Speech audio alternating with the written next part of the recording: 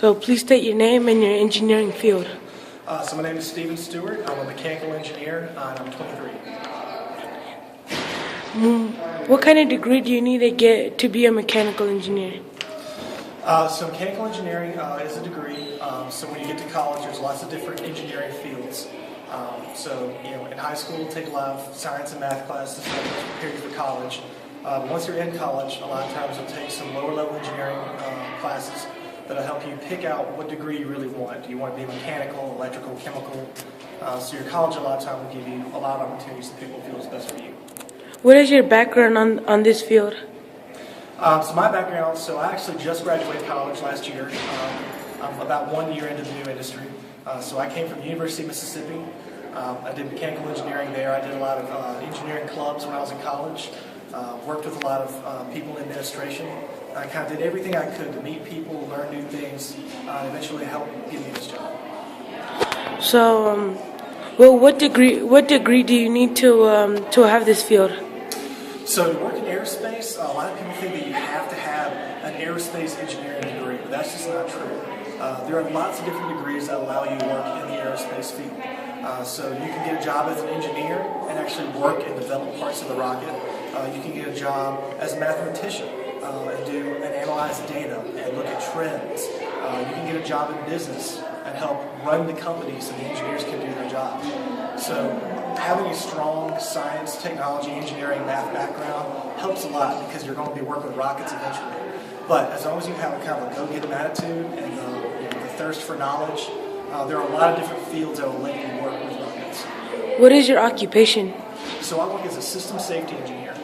So what that means is I work with a lot of requirements documents to make sure that people are safe while they're building the rocket, to make sure the rocket's safe when we're launching, help keep it from blowing up. And then I also do work in error prevention. So when accidents do happen, I try to investigate them to see why did they happen and how can we keep them from happening in the future. What advice would you give to students if they wanted to enter this field? So ULA primarily is college internships. We actually do internships starting after freshman year for engineers, and starting for business majors, we do internships starting after your junior year. So my best advice is even if you can't get an internship with ULA specifically, it's very important to try to get internships. Getting that work experience and trying to figure out, do you really like the field you're doing? If you get an internship and find out, hey, I really love what I'm doing, I'm going to keep doing this.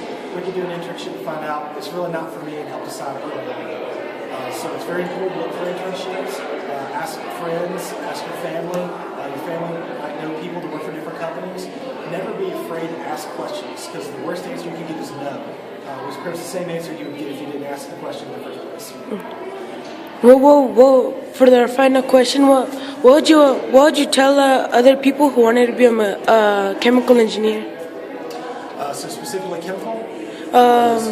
Which one were you again? You were... I was mechanical. Oh, mechanical, sorry. So it's fine. So engineering, it's technical knowledge, but it's also passion. So if you like tinkering things and taking apart with them, be safe while you're doing it. Ask questions. If you ever have a chance to go to science class, if you can look at things on TV, famous scientists like Neil deGrasse Tyson, a lot of smart people out there. Take time to read their books, read things on the internet.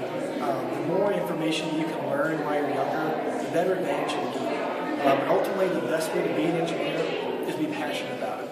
The classes are going to be hard. If the classes were easy, everyone would be an engineer.